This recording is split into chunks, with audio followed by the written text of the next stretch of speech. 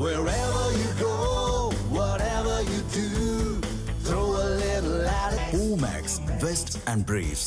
2021 ஆட்சி பொறுப்பிலே ஏற்ற திராவிட முன்னேற்ற கழகம் கிட்டத்தட்ட 500 வாக்குறுதிகளை கொடுத்திருந்தது. அவங்களுடைய தேர்தல் அறிக்கையில் 500 வாக்குறுதிகளை கொடுத்ததோடு மட்டுமல்ல, பொய்யான வாக்குறுதிகள், அத்தனையும் பொய்யான வாக்குறுதிகள்.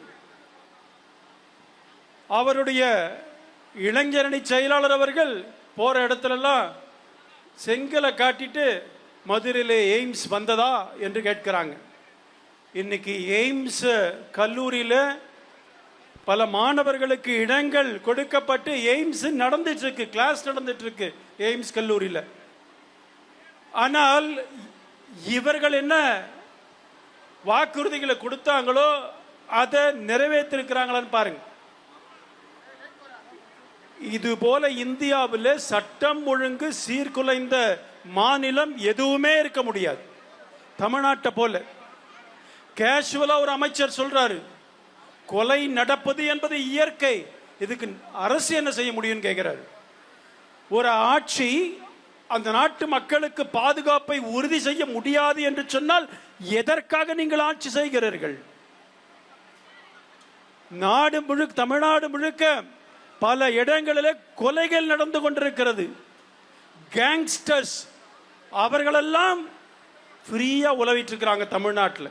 தமிழ்நாட்டு பெண்களுக்கு பாதுகாப்பு கிடையாது.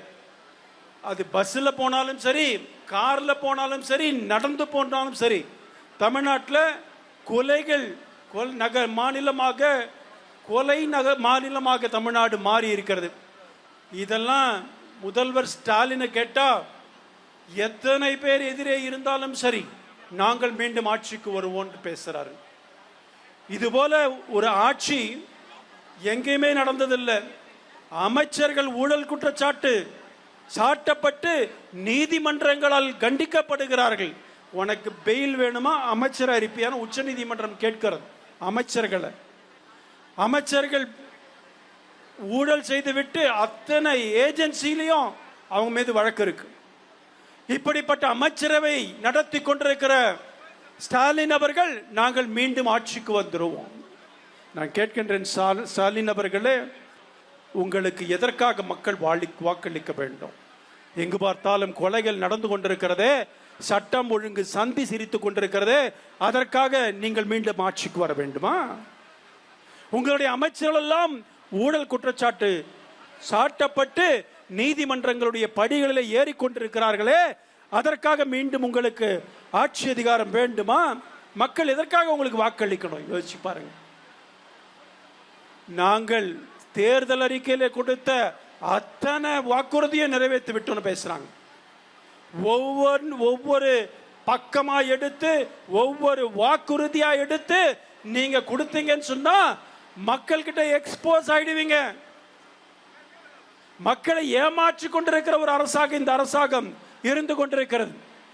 ஒரு அமைச்சர் ஊழல் குற்றச்சாட்டிலே வெளியேறுகிறார், இன்னொரு அமைச்சர் இந்துக்களுடைய நம்பிக்கைகளை குலைத்து பேசுகிறார், இந்துக்களுடைய அடையாளங்களை கொச்சைப்படுத்துகிறார். அது நீதிமன்றத்துக்கும் போகுது. அதனால அமைச்சரால் அதுல ஒரு பெருமை. பல்லாயிரக்கணக்கான மக்கள் இருக்கும் பொழுது அங்கே இந்துக்களுடைய அடையாளங்களை கொச்சைப்படுத்திய ஒரு அமைச்சர். இவரெல்லாம் அமைச்சராக மீண்டும் வருவதற்கு உங்களுக்கு மீண்டும் வாக்களிக்க வேண்டுமா ஸ்டாலின் அவர்களே?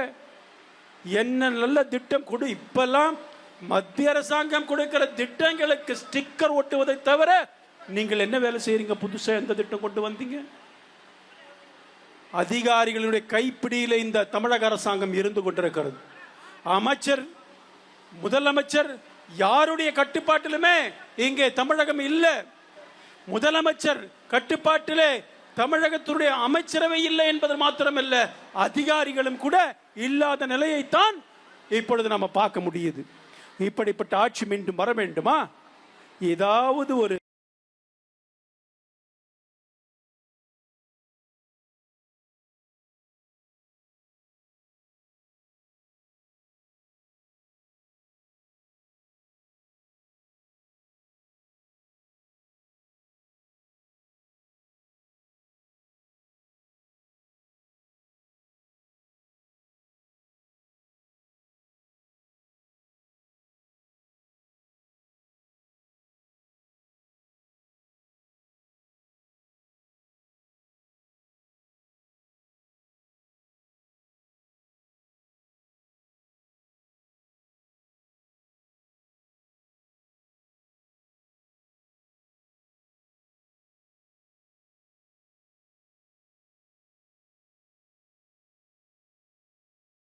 இப்ப மக்களை எப்படி சந்திப்பீர்கள்?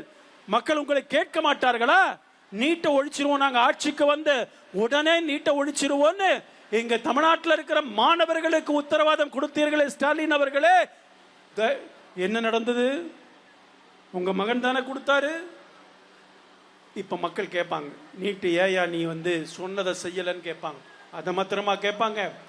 எல்லா மக்களும் உங்களுடைய தேர்தல் அறிக்கை 500 உறுதிமொழியும் கையில வச்சுட்டு கேட்க போறாங்க. எப்படி முன்பு இவருடைய ஆட்சியில அலங்கோலங்களை எதிர்த்து மக்களிடம் வாக்குகளை கேட்க போகும்பொழுது ஒவ்வொரு பகுதிகளா கிராமம் கிராமமாக விரட்டி அடிக்கப்பட்டார்களோ, அதே நிலைமை இப்ப திராவிட முன்னேற்ற கழகத்துக்கு ஏற்படும். பிரதமருடைய வீடு கட்டும் திட்டத்தில் லட்சக்கணக்கான பேர் இன்றைக்கு தமிழகத்திலே பயன்பெற்றிருக்கிறாங்க. அது மாத்திரம் இந்த 12 ஆண்டு காலத்தில் எத்தனை சாதனைகள், கடையனையும் கடை தேற்றுகின்ற சாதனைகளுக்கு சொந்தக்காரன் பாரத பிரதமர் நரேந்திர மோடி அவர்கள். இந்த நாட்டை பாதுகாப்பல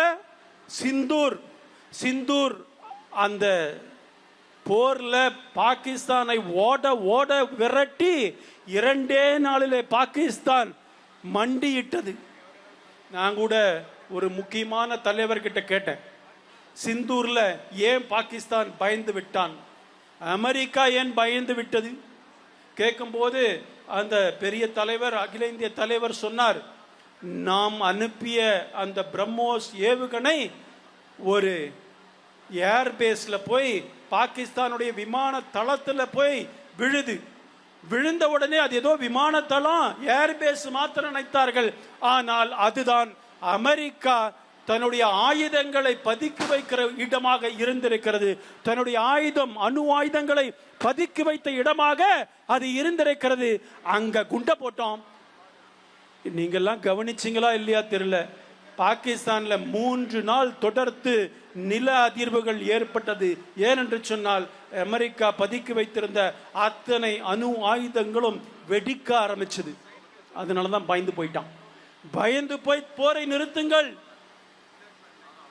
ஆனால் பாரத பிரதமர் நரேந்திர மோடி அவர்கள் சொன்னார்கள், போர் சிந்தூர் ஆபரேஷன் இப்பொழுதுக்கு தற்காலிகமா சஸ்பெண்ட் பண்ணியிருக்கோம், இது தொடரும்.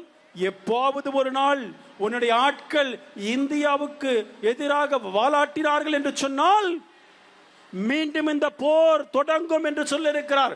நேற்றைக்கு முன்தினம் கூட ராணுவ விமானப்படையினுடைய தலைவர் சொல்லியிருக்கிறார், தயாராக இருங்கள், நமக்கு வேலை வரும் போல இருக்கிறது என்று சொல்லியிருக்கிறார். இந்த முறை பாகிஸ்தான் என்ற ஒரு நாடு உலக வரைபடத்திலே இருக்காது என்பது நிச்சயம். Wherever you go, whatever you do, throw a little at it. Omax, Vest and Briefs.